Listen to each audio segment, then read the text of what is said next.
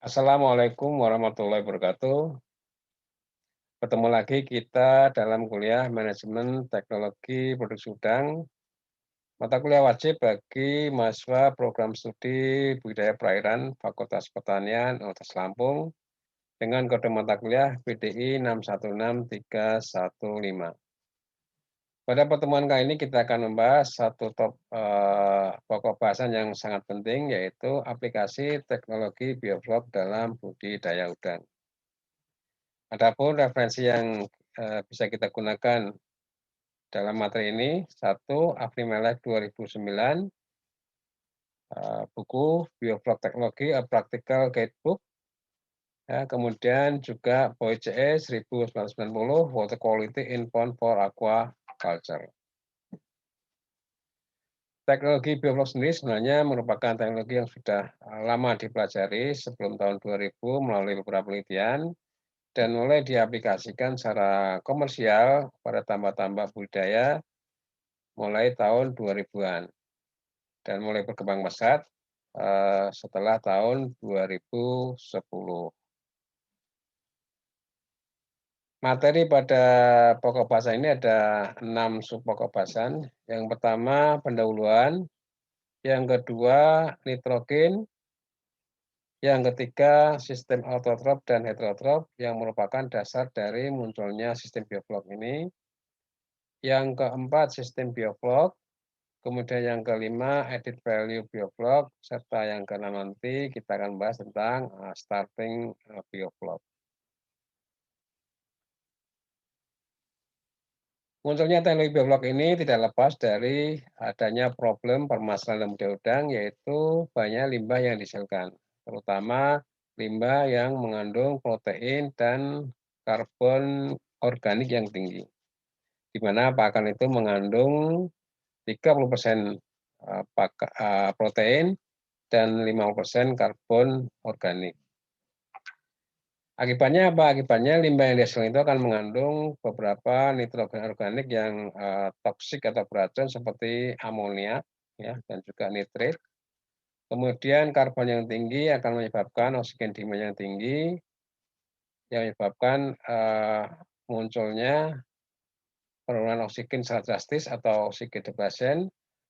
Demikian juga protein yang tinggi akan menyebabkan munculnya limbah dalam bentuk hidrogen sulfida atau H2S yang tentunya dalam level tertentu akan beracun bagi udang yang ada di dalam tambak.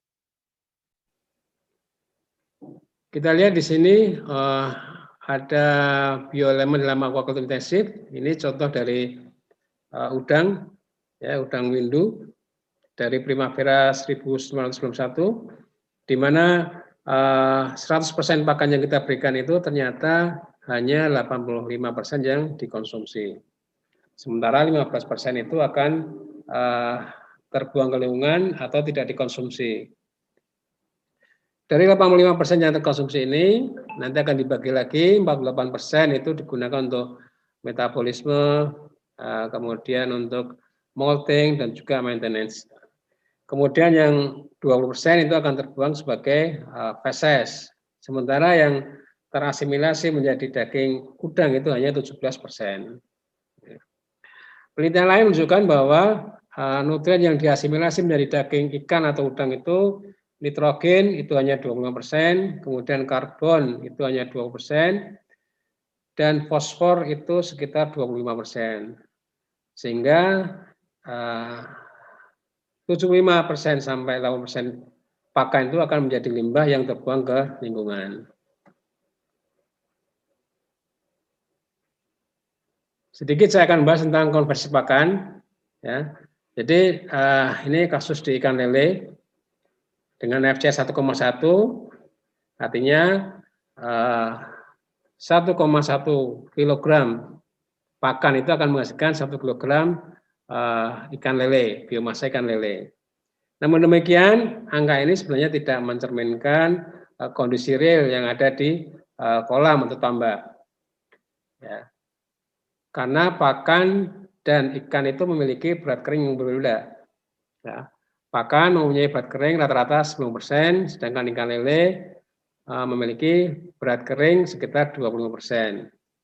Ya. Jadi kalau kita hitung FCR dengan berat kering itu berat kering pakan itu kita hitung dulu ya, kalau 1,1 berarti berat keringnya adalah 1,1 kg kali 9% itu sekitar 0,99 kg. Kemudian berat kering ikan 1 kg kali 25% itu 0,25. Sehingga rasio berat kering itu bisa kita hitung 0,99 dibagi 0,25 sama dengan 3,96 atau sekitar 4. Ya, artinya apa? Jadi setiap 4 kg pakan berat kering menghasilkan 1 kg ikan lele berat kering, ya, atau sekitar 25%. Sehingga sisanya sekitar 75% itu akan terbuang ke lingkungan sebagai limbah.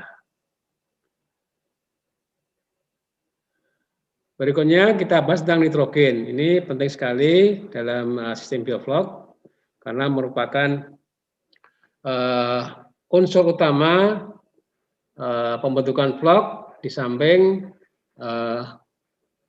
karbon organik dan juga nanti sedikit kebutuhan fosfor.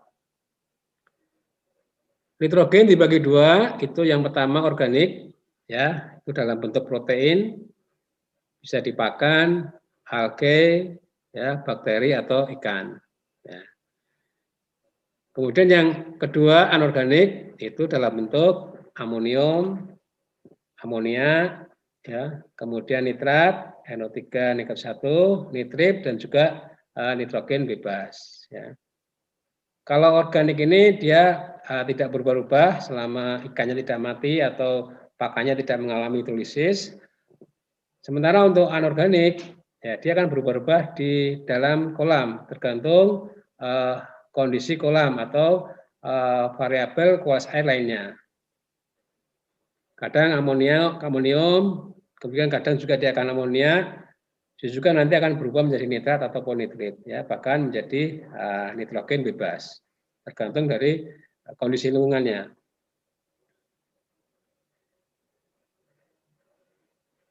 Kita bahas di sini tentang amonia, ya. Amonia ini penting, ya, untuk mengendalikannya.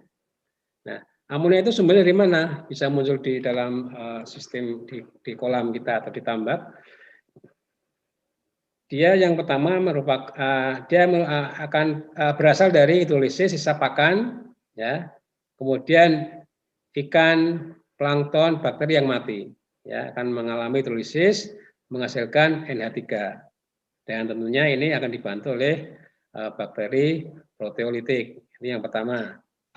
Kemudian yang kedua itu sisa metabolisme yang dikeluarkan melalui insang dan urin.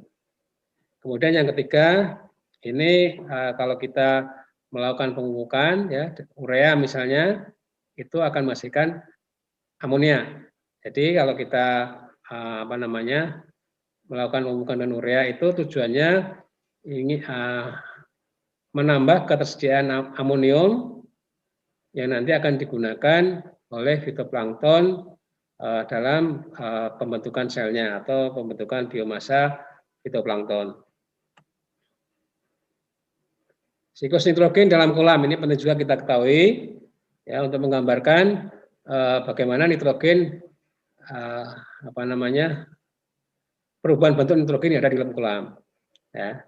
Jadi sumber nitrogen itu seperti yang tadi disinggung di sebelumnya bahwa nitrogen itu berasal dari pakan, ya, pakan. Itu ada yang pakan yang dikonsumsi, ada juga pakan yang tidak dikonsumsi. Ya. Jadi kalau yang pakan yang tidak dikonsumsi nanti dia akan terhidrolisis, akhirnya menghasilkan TAN, ya, total amonia nitrogen, ya, total amonia nitrogen.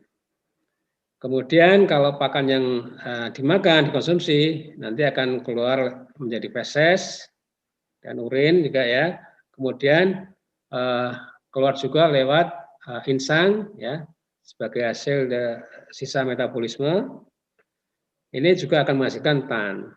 TAN di sini tadi total amonia nitrogen ini ada dua bentuk di sana, yaitu dalam bentuk amonium, ya, yang terionisasi dan NH3 yang tidak terionisasi. Dalam bentuk NH3 ini akan toksik ya, tapi dalam bentuk amonium atau NH4 positif 1 itu nanti akan digunakan oleh bakteri maupun fitoplankton. Ya. Tan sendiri nanti akan mengalami dua proses di sini ya. Yang pertama dia akan mengalami nitrifikasi, ya, menghasilkan NO2 dengan bantuan bakteri Nitrosomonas. Kemudian NO2 ini akan dengan bantuan bakteri Nitrobakter akan menghasilkan nitrat NO3. Ya.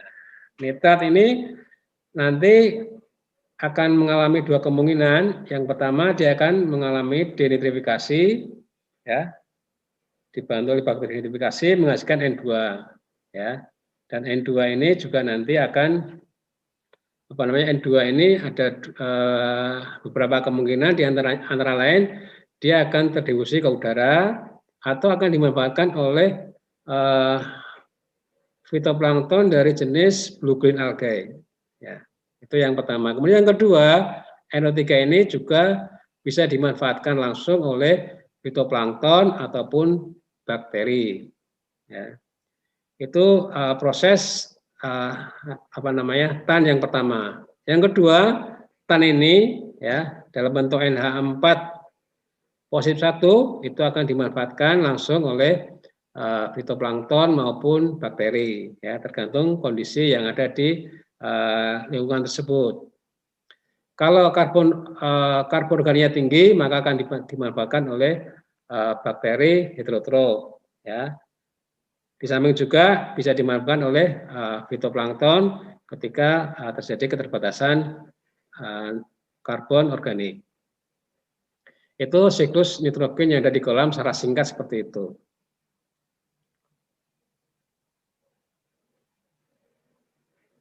Nah, kemudian bagaimana kita mengendalikan amonia? Ya, ini ada beberapa metode yang digunakan, ya, mulai dari yang sederhana sampai yang advance. Yang pertama tentunya menggunakan fitoplankton. Ya, dari awal tadi disinggung bahwasanya amonium itu akan digunakan oleh fitoplankton, ya, untuk pembentukan biomasanya. Ya, dan ini biasanya diandalkan pada tambak-tambak tradisional, ya, tambak tradisional dengan input pakan yang rendah. Ini fitoplankton masih mampu memanfaatkan dengan baik semua amonia yang ada di kolam. Itu yang pertama. Yang kedua, ya tentunya ini ganti air, ya, ganti air ini yang lebih lebih mudah dan tidak tidak banyak risiko, ya, ganti air. Ya, ganti air dengan air yang tentunya dengan air yang kandungan amonia lebih rendah. Tuh. Kemudian yang ketiga itu dengan resirkulasi, ya, atau recirculating aquaculture system, ya. Jadi diputar, di sana nanti ada menggunakan biofilter, ya, biofilter bisa ikan nila atau dengan menggunakan tumbuhan air, gitu ya. Itu yang ketiga. Kemudian yang keempat itu menggunakan bioremediasi, ya, bioremediasi menggunakan bakteri autotrof. Di sini yang disebut dengan bakteri autotrof adalah bakteri nitrifikasi, ya. Ada Nitrosomonas ataupun juga Nitrobakter. Itu biasanya kalau kita menggunakan probiotik itu antara lain ada dua jenis bakteri tersebut.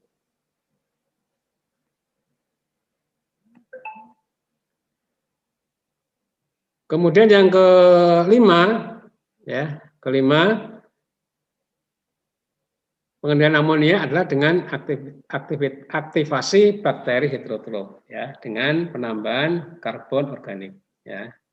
Ini seperti reaksi di sini, ya, NH4 positif 1 amonium plus, ya, karbon organik ini akan menyebabkan bakteri heterotrof akan berkembang dengan pesat, ya, dan juga membutuhkan karbon anorganik, ya, CO3 negatif 1 juga.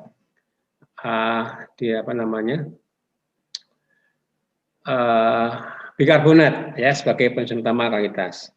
Nah, nanti akan menghasilkan C5H7O2N itu biomasa bakteri. Ini nanti ini yang merupakan dasar dari munculnya sistem bioflok di sini ya. Teknologi bioflok itu dasarnya adalah mengaktifkan bakteri heterotrof dengan penambahan karbon organik. Ya, karbon organik itu ya macam-macam ya, misalnya molase, kemudian tepung terigu, pokoknya yang berasal dari karbohidrat. Nah, itu mengandung karbon organik yang cukup tinggi. Nah, ini kita lihat sebagai contoh, ini penelitian dari Avimelech, ya. Dia membuat rasio CN-nya itu 20, artinya dengan penambahan CN, itu terjadi penurunan total amonia nitrogen yang sangat tajam. Ya, ini dalam waktu 5 jam, gitu ya, dari 7 mg per liter, itu turun sampai ya sekitar 1, ya, 1 mg per liter. Ini apa namanya dengan CN rasio 20. Ya. Jadi ini jadi apa namanya membutuhkan dalam sistem dalam metode ini hanya membutuhkan waktu yang sangat singkat. Ya.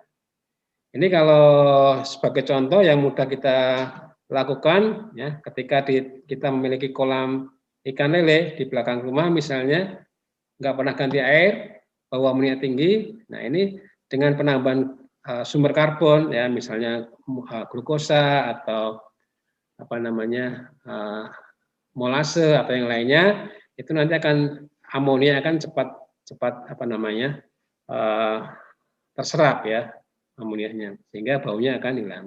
Sebagai contoh. Berikutnya kita bahas sistem autotrof dan heterotrof. Ini penting juga kita bahas, kita ketahui.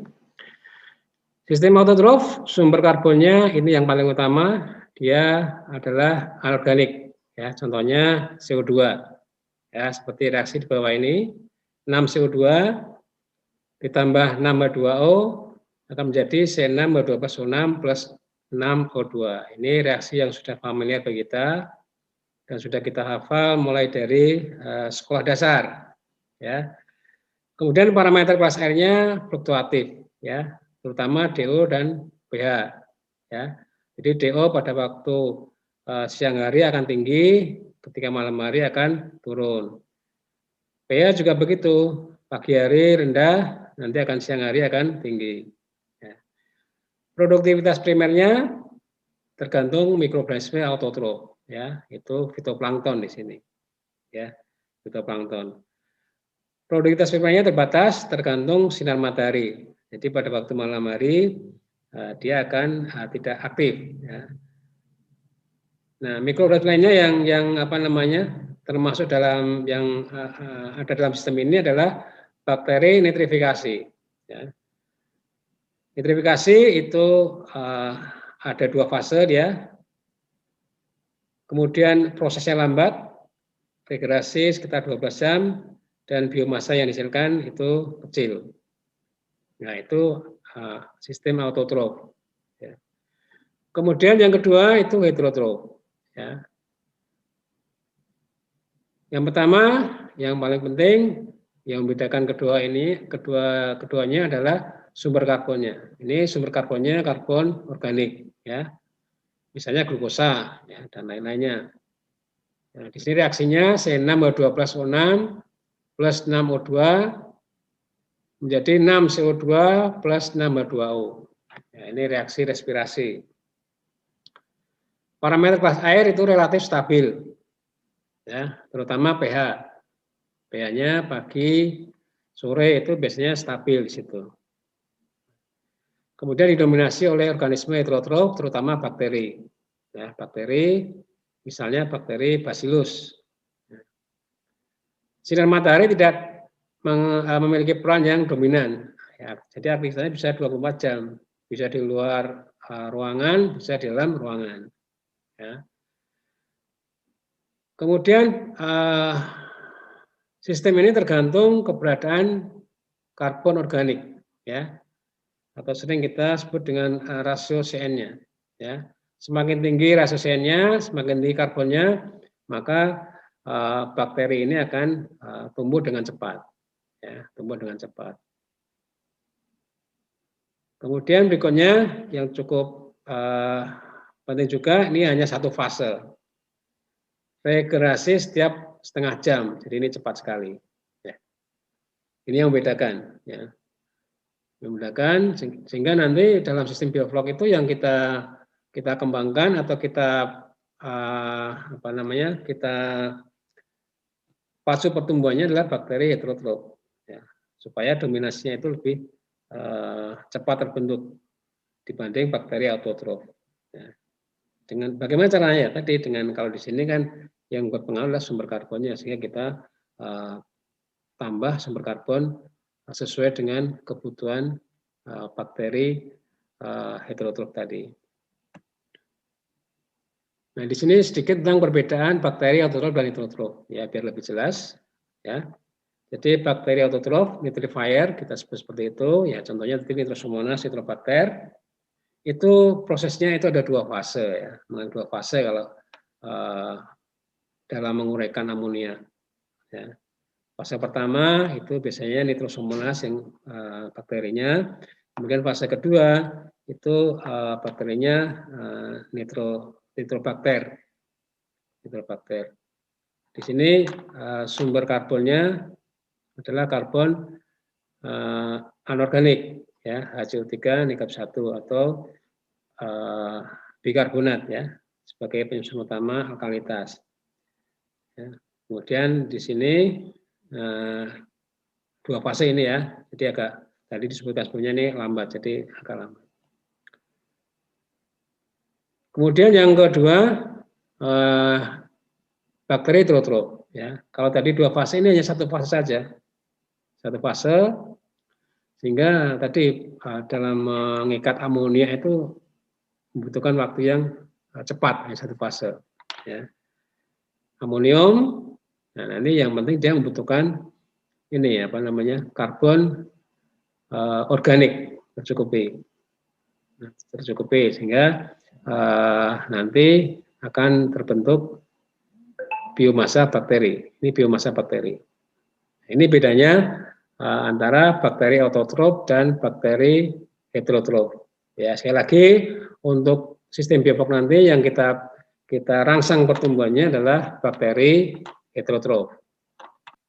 Sistem bioflok ada 3 sub pokok bahasan. Pertama prinsip bioflok, kemudian yang kedua syarat bioflok, syarat munculnya bioflok. Yang ketiga tipe bioflok. Prinsip bioflok yang pertama imobilisasi nitrogen anorganik. Ya. Nanti akan kita bahas lebih detail lagi untuk poin 1 ini. Kemudian yang kedua, dominansi bakteri heterotrof. Jadi sistem bioflok ini mengharuskan adanya dominansi bakteri heterotrof. Kenapa? Karena bakteri heterotrof ini memiliki pertumbuhan yang cepat, seperti yang pembahasan sebelumnya, dan bisa dikontrol dengan penambahan sumber karbon. Ya. Kemudian yang ketiga, zero water exchange. Ya, jadi dalam sistem ini tidak ada pergantian air, karena tujuan utama dari penerapan sistem bioflok ini adalah merecycle kembali limbah, ya baik nitrogen maupun karbon untuk dijadikan sebagai pakan tambahan. Yang keempat, menekan pertumbuhan fitoplankton.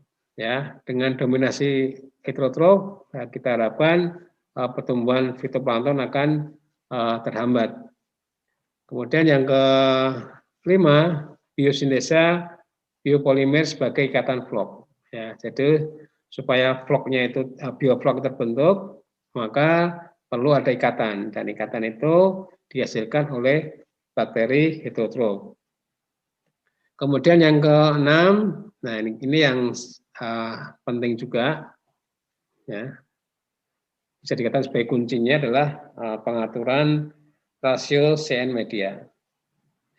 Nah ini 6 ini harus betul-betul dipegang untuk menciptakan sistem vlok dalam kolam atau tambak kita. Imobilisasi nitrogen organik. Ya, apa itu imobilisasi nitrogen organik? Ya. Jadi perubahan dari nitrogen anorganik menjadi nitrogen organik. Ya, pembahasannya lalu anorganik itu apa? Nitrogen organik itu adalah dalam bentuk NH4 positif 1 dan NO3 negatif 1. Ya. Kemudian nitrogen organik itu dalam bentuk protein. Protein nanti yang kita harapkan di sini adalah protein bakteri. Protein yang ada dalam bakteri sebagai pembentuk biomasa bakteri. Nah, kecepatan pertumbuhan bakteri heterotrof itu dipengaruhi oleh karbon organik. Ya.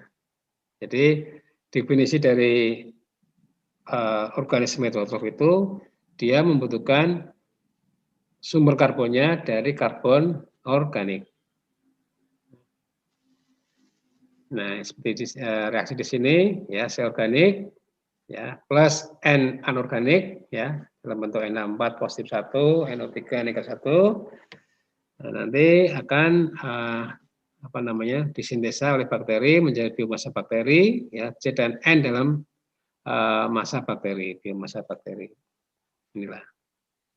Sehingga di sini prinsipnya bagaimana kita memanfaatkan amonia atau tan atau NO3 negatif 1 itu dikonversi menjadi biomasa bakteri. Ya, dengan di sini intinya kalau kita bakteri heterotrof ya harus diatur C organiknya. Ini reaksi pembentukan biomasa bakteri. Ya. Ini semakin jelas ya kenapa kita membutuhkan NH4 atau amonium atau nitrogen organik dan karbon organik untuk membentuk biomasa bakteri. Ya, NH4 plus 1 ditambah 1,18 C6H12O6, ini sumber karbon organik. Ya, kemudian juga di sini ada bikarbonat, ya, dan oksigen tentunya O2. Nanti akan sintesa menjadi biomasa bakteri di sini. Ya, ini yang berperan di sini adalah bakteri heterotrof, ya, heterotrof. Menghasilkan biomasa bakteri, kemudian H2O dan CO2 tentunya. Nah, ini C5H7O2N ini adalah formula dari bakteri.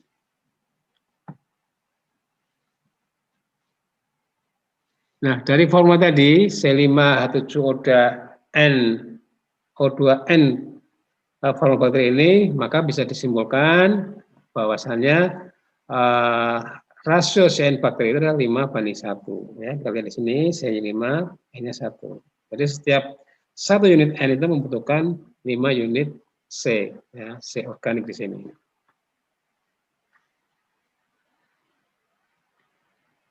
Nah, dari CN rasio 5,1 ini yang dari bakteri ini nanti kita bisa menentukan CN rasio media yang tepat itu berapa, ya. CN rasio media tepat itu berapa gitu ya. Nah, ini nanti di sini yang perlu kita ketahui adalah adanya efisiensi bakteri dalam memanfaatkan karbon.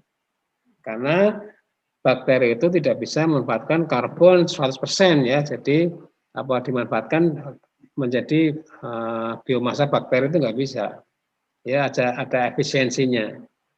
Jadi biasanya berkisar antara 40 sampai 60% gitu ya, sekitar itu nilainya.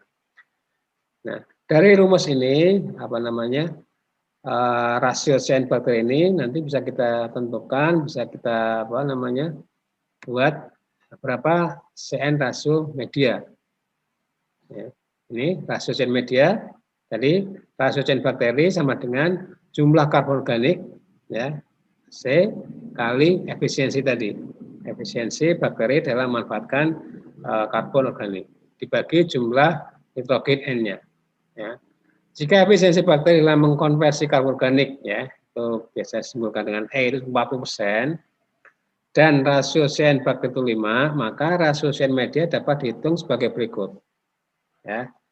5:1 ya 5 C banding 1N sama dengan C kali 0,4 bagi N. Ya, 5N sama dengan 0,4C. Sehingga bisa dituliskan di sini C banding N sama dengan 5 banding 0,4 atau Cn, ya Cn itu sama dengan 12,5. Ya. Apa arti angka ini? Ya, angka Cn rasio media 12,5. Jika dalam suatu kolam rasio karbon organik dan nitrogen itu 12,5, ya, artinya 12,5 karbon dan 1 nitrogen, maka bakteri trotrof akan memanfaatkan semua nitrogen anorganik, ya, yang ada di kolam itu. Ya. Sedangkan bakteri autotrof, ya, bakteri nitrifikasi misalnya berada dalam kondisi inaktif, ya, tidak aktif karena kalah pertumbuhannya tadi, ya.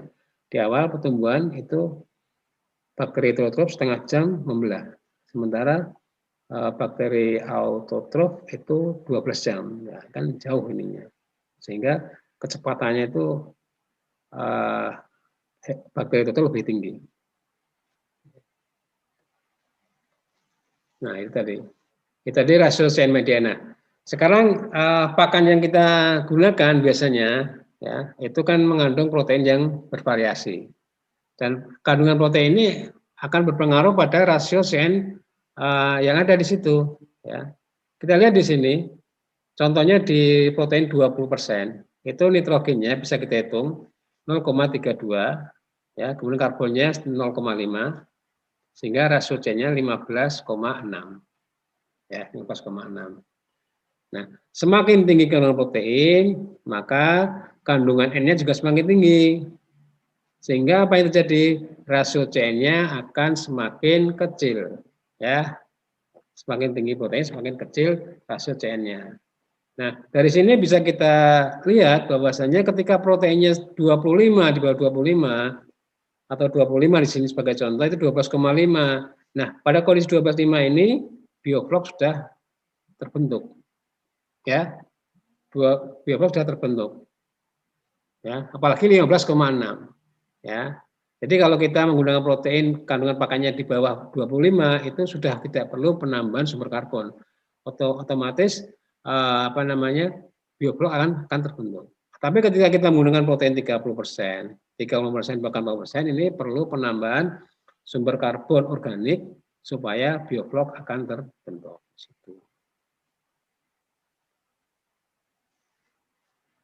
Ini syarat terbentuknya bioflok, ya, ada syaratnya flok itu bisa terbentuk. Pertama, sumber karbon organik, ya, bisa molase, karbohidrat, gula dan lain-lainnya. Pokoknya sumber karbohidrat atau tepung terigu, ya, tapioka itu juga bisa digunakan sebagai sumber karbon organik. Kemudian nitrogen anorganik, ya, Na4 + 1 dan NO3 nikel 1. Nah, ini sumber N-nya. Berikutnya tentunya, nah ini yang utama adalah bakteri heterotrof, ya. Bisa menggunakan isolat murni, probiotik yang bakteri heterotrof, misalnya bacillus itu, ya, atau yang alami itu yang dari kolam misalnya, itu sudah mengandung banyak bakteri heterotrof. Kemudian tentunya karena ini bakteri aerob, membutuhkan oksigen terlarut, ya, DO, ya. Berikutnya fosfor, ya, fosfor dibutuhkan dalam jumlah yang sedikit, ya. Itu kira-kira rasio CP-nya itu 100/1. Ya. Dan ini sudah tercukupi dari pakan, tercukup. Artinya tidak perlu kita tambahkan. Kemudian rasio CN, ya, kita buat 12,5 sampai 20. Ya, rata-rata biasanya 15, ya, sudah cukup. Karena kalau 20 mungkin terlalu boros dalam penggunaan sumber karbonnya. Kemudian harus air, ya, ini perlu supaya floknya itu terus tidak mengendap, ya. Dia berada di kolam air, karena kalau dia mengendap itu dikhawatirkan floknya akan mati, ya, kekurangan oksigen. Berikutnya ini bikarbonat, ya, seperti reaksi pembentukan ini biomasa bakteri, dia membentukkan bikarbonat HCO3, ini bisa disuplai dari jenis kapur ya, misalnya dolomit, yang lainnya itu bisa digunakan. Oke, jadi ini sebagai contoh ini harus aerasinya harus kuat ya, supaya ada pengadukan di situ, vlognya tidak mengendap. Ya, tidak mengendap. Nah ini ada gambaran tentang nutrisi bioflok. Kalau kita bandingkan dengan pakan ikan, ini berapa sih ya, besarnya itu? Nah ini contohnya di sini protein misalnya, ini bioflok 19 sampai 58. Sementara pakan itu 20 sampai 50. Ya. Ini hampir sama. Lemak begitu 17 sampai 39 pada bioflok, pakan ikan 10 sampai 29. Karbohidrat bioflok 27 sampai 59, kemudian pakan ikan itu 15 sampai 60. Ya, abunya bioflok 2 sampai 7 dan pakan ikan itu kurang dari 8,5. Hampir sama. Ya, secara nutrisi bioflok bisa digunakan sebagai alternatif pengganti pakan ikan. Ini komposisi bioflok, ya bioflok itu kalau kita lihat di mikroskop macam-macam di situ bentuknya. Ya, jelas dia ada bakterinya sebagai penyusun utama, ada juga mungkin algenya muncul di situ, ada zooplankton, ya, ada cacing juga di situ, dan ada juga predatornya, ya, seperti protozoa, rotifer itu ada juga di situ. Jadi banyak yang ada di situ, apa komposisinya, apa.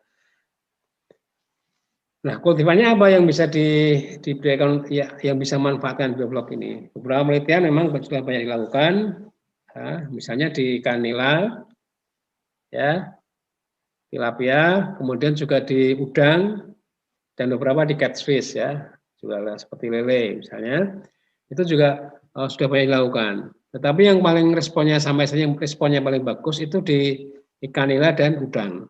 Ya. Ikan lele bisa, tapi jika kita bandingkan dengan ikan nila maupun udang itu lebih bagus responnya itu ikan nila sama udang.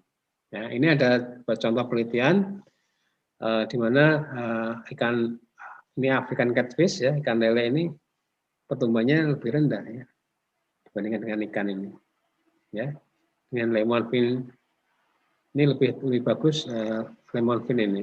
Ya, kita bandingkan juga di penelitian kita ikan nila dan ikan lele. Ketika kita coba bandingkan ikan lele lebih bagus ya pemanfaatannya. Sebenarnya ikan lele agak lambat dalam memanfaatkan bioflok ini. Ini juga kita coba di udang.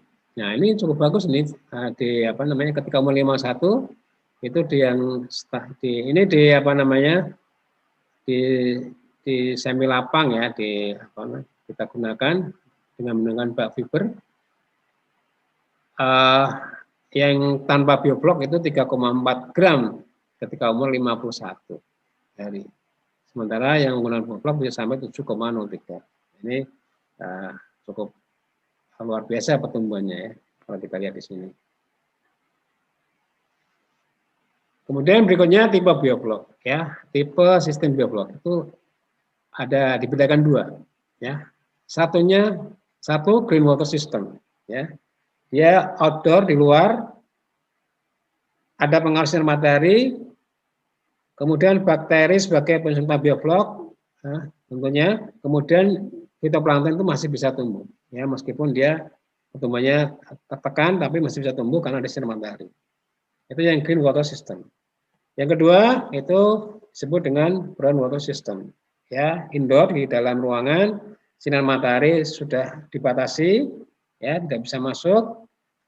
Bakteri sebagai mesin utama vlog dan fitoplankton masih bisa tumbuh.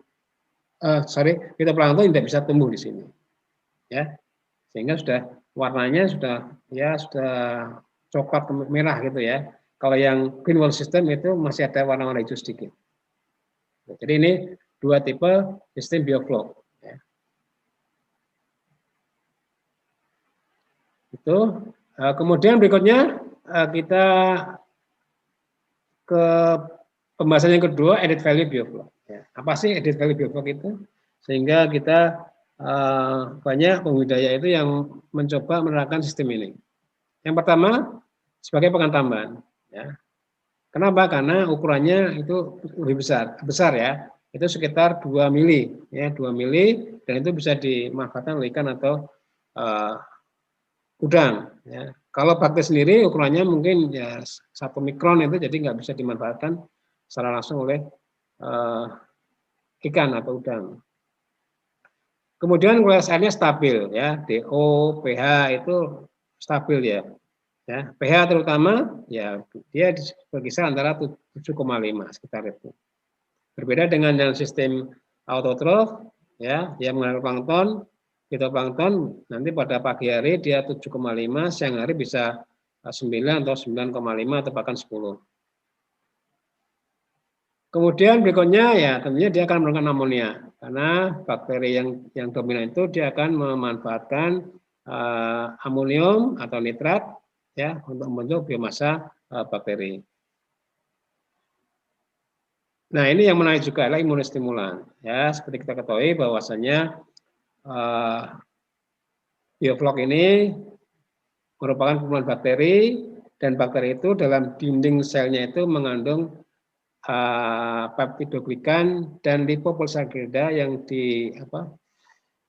sudah terbukti sebagai imunostimulan ya, bisa meningkatkan imunitas non spesifik pada ikan atau udang. Nah, terutama pada udang yang dia itu tidak memiliki imunitas spesifik, ini sangat penting sekali karena bisa meningkatkan imunitas non spesifiknya. Nah, ini dari sini kita lihat ya secara umum penggunaan bioflok ini bisa memacu pertumbuhan dan meningkatkan atau mempertahankan fungsi hidupannya. Ya. Sehingga kalau pertumbuhannya cepat, kemudian populasi bisa kita pertahankan, SR-nya tinggi, maka biomasa yang kita hasilkan juga akan tinggi. Nah, ini ilustrasi secara umum bahwa sistem bioflok ini bisa meningkatkan produktivitas tambak atau kolam ikan. Pokok bahasan ini mengandung 2 sub pokok bahasan, yaitu persiapan air dan fase budidaya. Ya. Pada persiapan air ini kita lakukan sebelum kita tebar ikan atau udang ke dalam kolam. Ya. Yang perlu kita perhatikan dulu sebelum kita kultur bioflok adalah peralatan dan bahan yang kita gunakan. Ya. Yang pertama itu aerator. Ya, ini sebagai suplai oksigen terlarut. Yang kedua media kultur, ini bisa menggunakan kolam bulat atau bisa menggunakan kolam yang lainnya. Berikutnya adalah sumber karbon organik. Ya, bisa dari molase, tepung terigu, tepung tapioka, atau sumber karbohidrat yang lainnya. Kemudian berikutnya adalah bakteri heterotrof. Ini bisa kita gunakan biakan murni, bakteri heterotrof, atau juga bisa menggunakan probiotik, atau bahkan bisa juga menggunakan air kolam.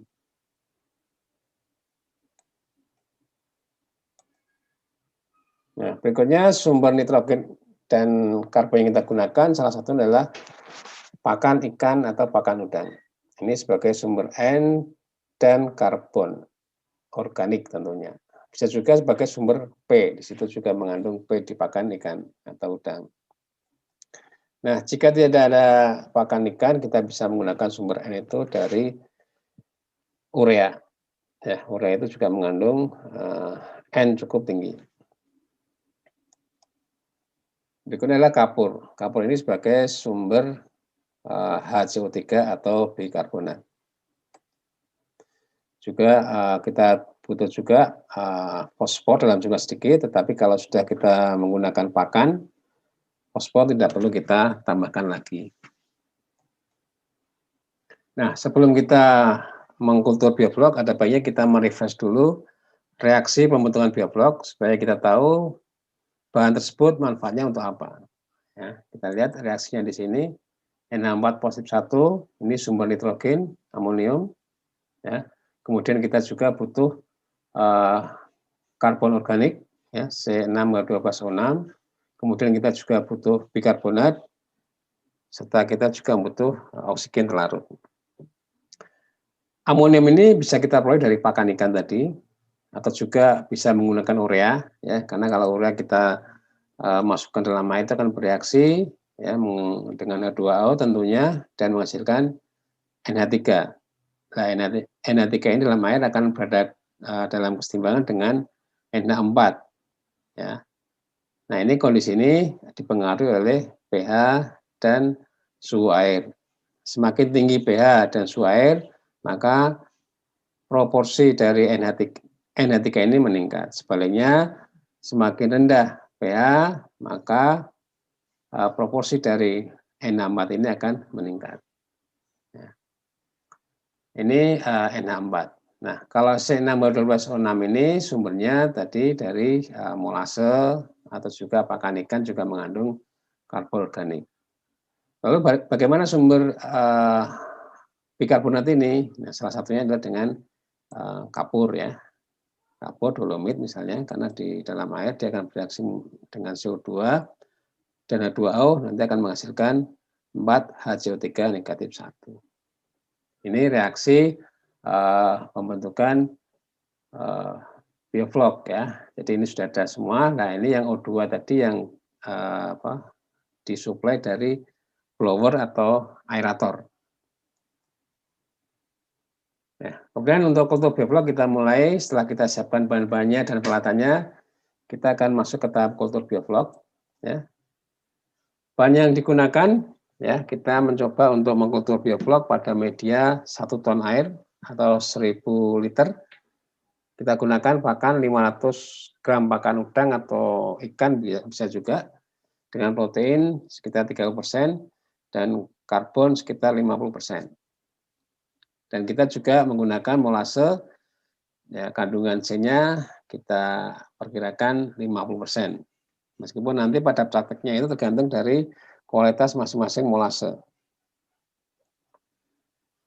Nah, kandungan N pada pakan yang 500 gram tadi yang kita gunakan ini bisa kita hitung dengan mengalihkan kandungan proteinnya berapa, kemudian dibagi dengan 6,25. 6,25 ini merupakan konstanta untuk menghitung N dari protein.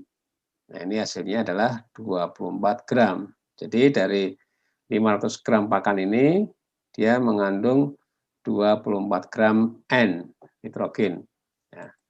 Lalu bagaimana dengan karbon organik yang terkandung dalam pakan? Ini bisa kita hitung, karena dia mengandung 50%, ya, 50% karbon organik. Nah, ini bisa kita kalikan saja 500 gram pakan dikalikan 50%-nya. Itu kira-kira 250 gram hasilnya. Ya. Jadi kita sudah dapat angka C 250 gram dan N itu 24 gram. Kalau begitu berapa CN rasio yang ada di pakan? Ini bisa kita hitung di sini CN rasionya. Ya. Jadi CN rasio CN pakan itu 250 dibagi 24 sama dengan 10,4. Nah, kalau kita hanya menggunakan pakan ini, tentunya bioflok yang kita harapkan tumbuh, bakteri yang dominan itu belum bisa terwujud di kolam kita. Sehingga perlu adanya peningkatan sumber karbon supaya CN rasionya minimal 12,5.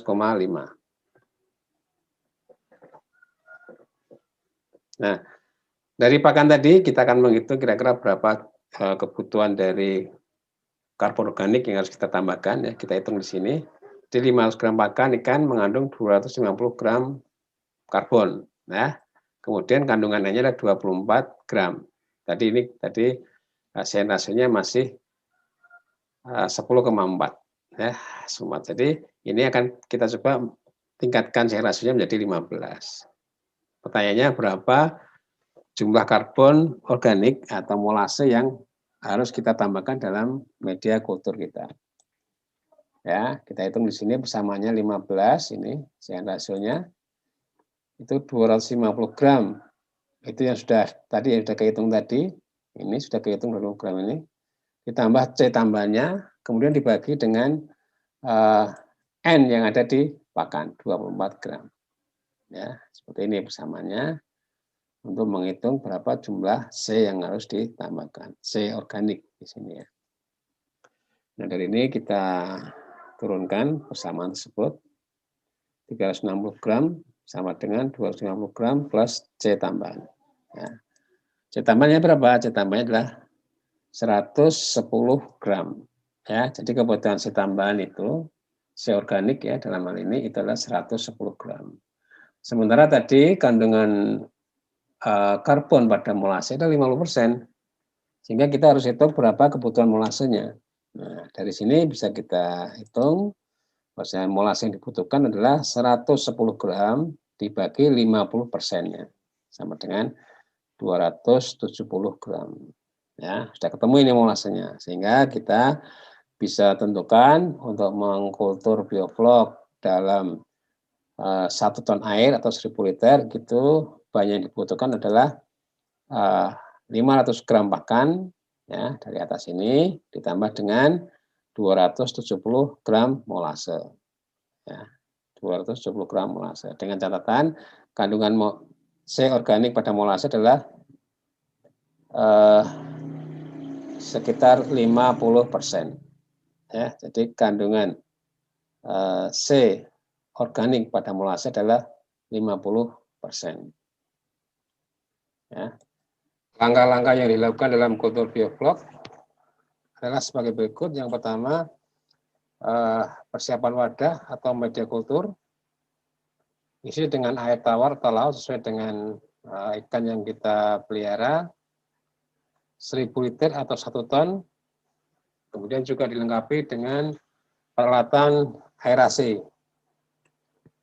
Yang kedua, masukkan pakan ikan sebanyak 500 gram.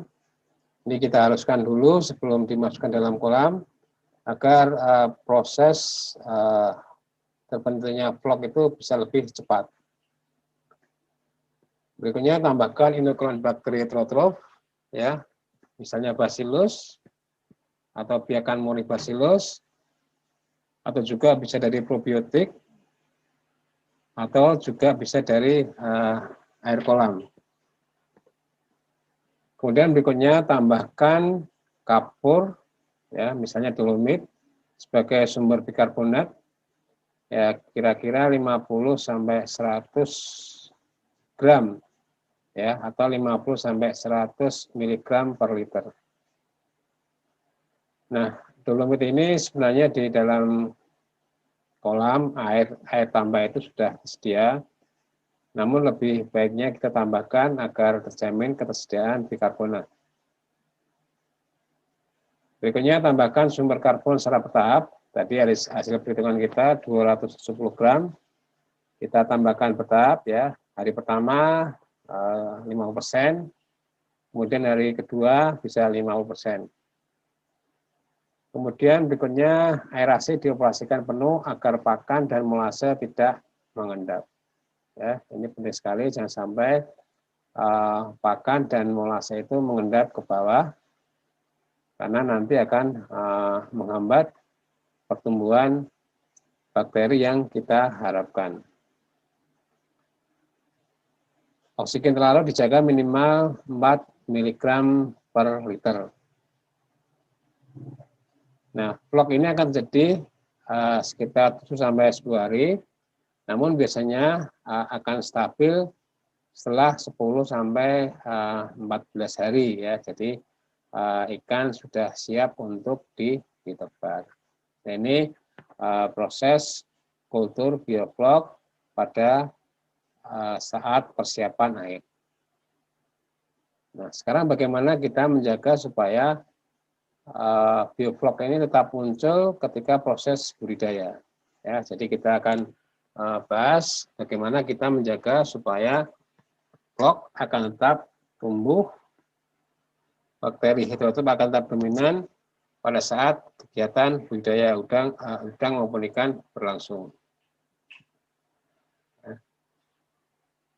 Ada beberapa ketentuan di sini yang perlu kita perhatikan.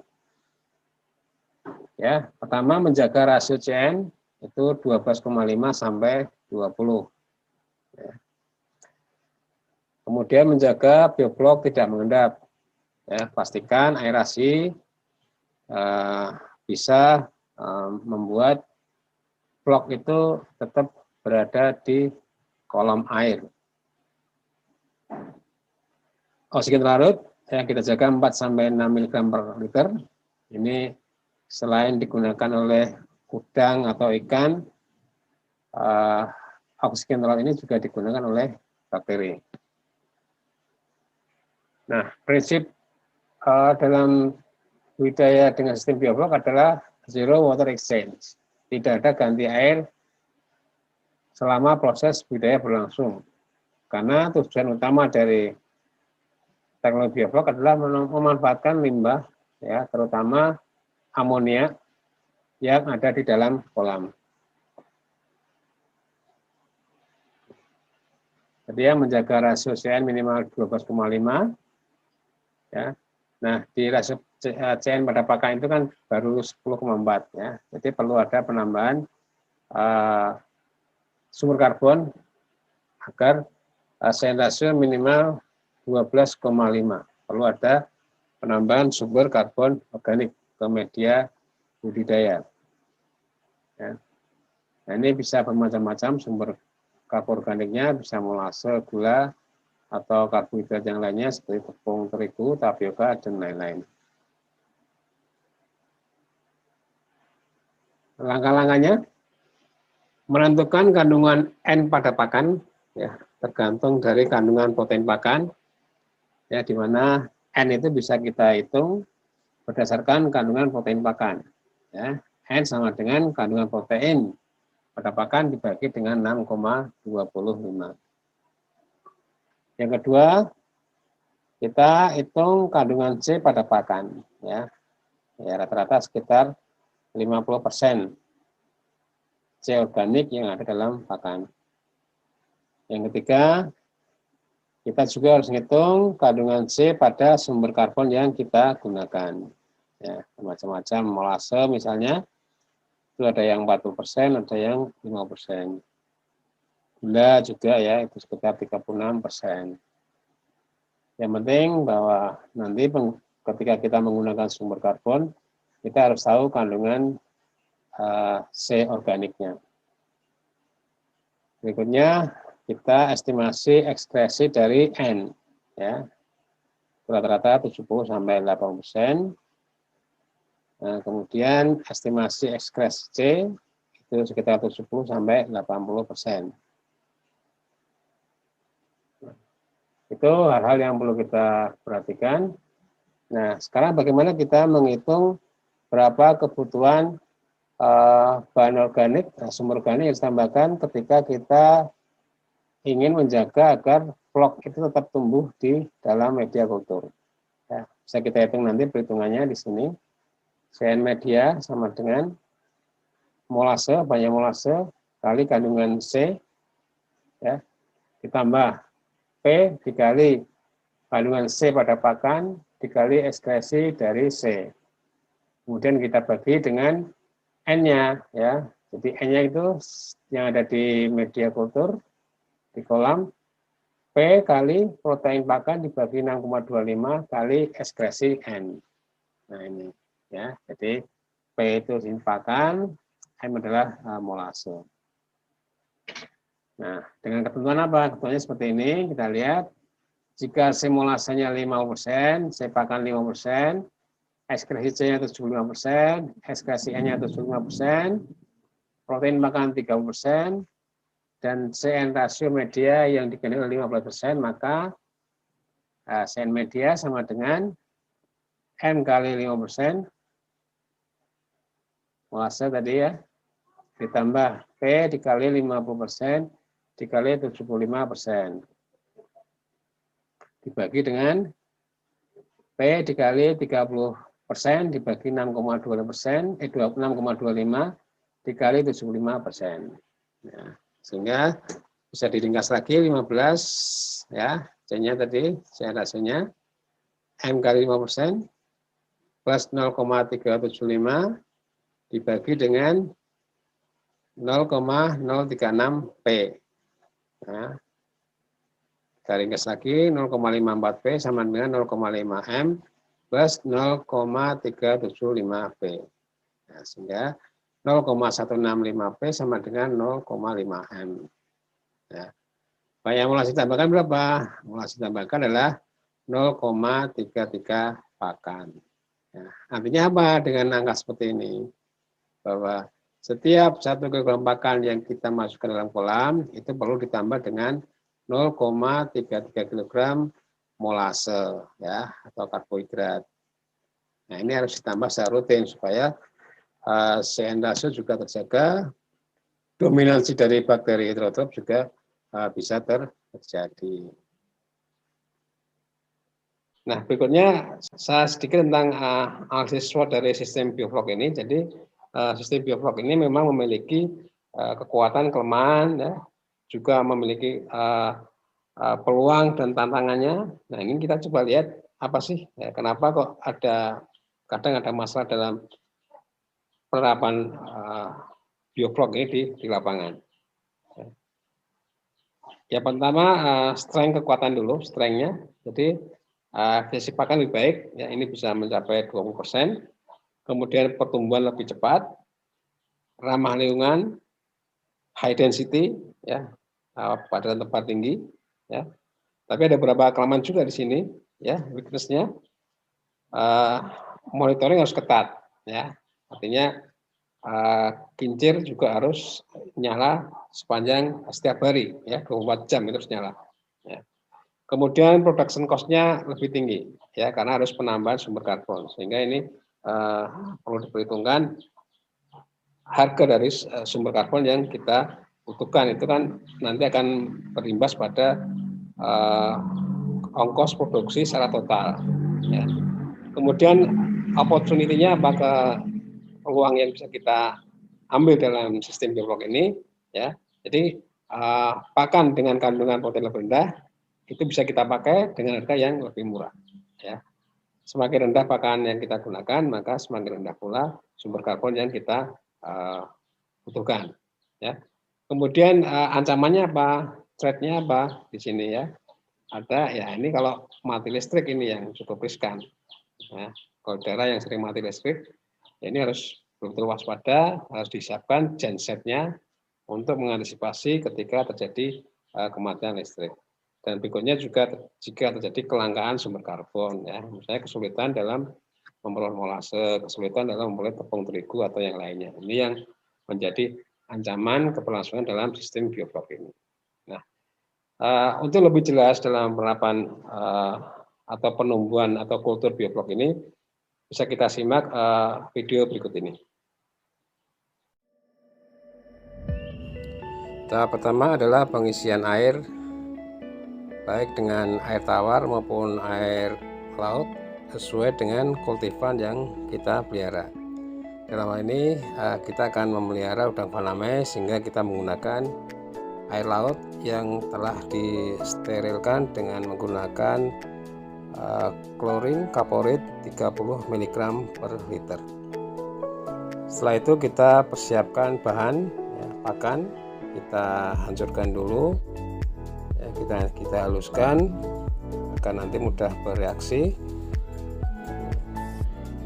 Kemudian setelah pakan halus, baru kita tambahkan sumber karbon, ya, kita gunakan gula, ya, kita gunakan gula sesuai dengan perhitungan yang telah kita lakukan.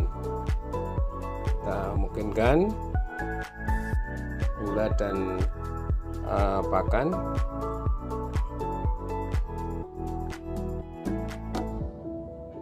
Setelah gula dan pakan homogen, ya, baru kita masukkan ke media kultur, ya.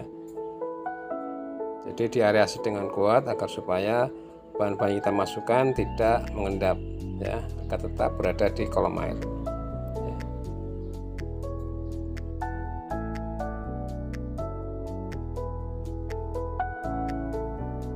Kemudian kita tambahkan sumber bakteri heterotrof, ya, kita gunakan di sini probiotik.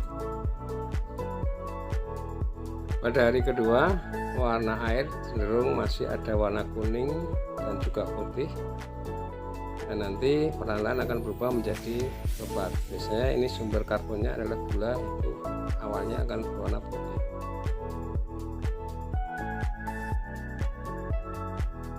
Ini sudah mulai coklat pada hari ketiga, tapi belum mantap coklatnya, baru masih ada warna-warna putih juga di sini, warna putih dan kuning.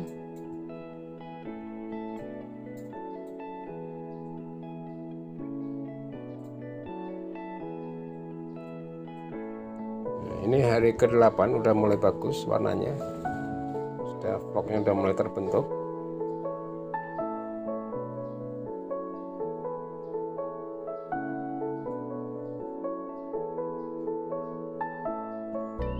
Ini hari ke-9, vlognya sudah semakin mantap warnanya, coklatnya udah kelihatan sekali di situ. Tetap kita aerasi dengan kuat.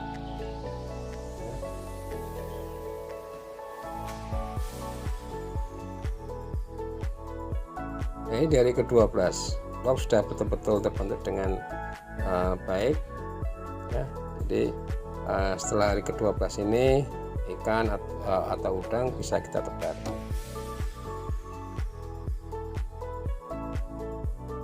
Nah, vlog yang terbentuk akan terlihat sekali ketika kita masukkan dalam mangrove cone ini ya, seperti ini corong ini. Vlog akan mengendap setelah kita biarkan selama 30 menit, dan di atas airnya itu kelihatan bening ya, tidak ada warna plankton, warna hijau misalnya. Airnya di atas bening ya, tidak ada suspensi lagi. Ini menunjukkan bahwa vlog sudah terbentuk dengan baik. Nah, ini biovlog yang kita lihat dengan mikroskop ya. Di sini selain kumpulan bakteri ya, juga ada zooplankton juga di situ. Ukuran yang cukup besar ini memungkinkan vlog bisa dijadikan sebagai pakan alternatif bagi ikan atau udang. Demikian pembahasan mengenai aplikasi teknologi biovlog dalam budidaya udang. Semoga apa yang saya sampaikan bisa dipahami. Saya akhiri. Wassalamualaikum warahmatullahi wabarakatuh.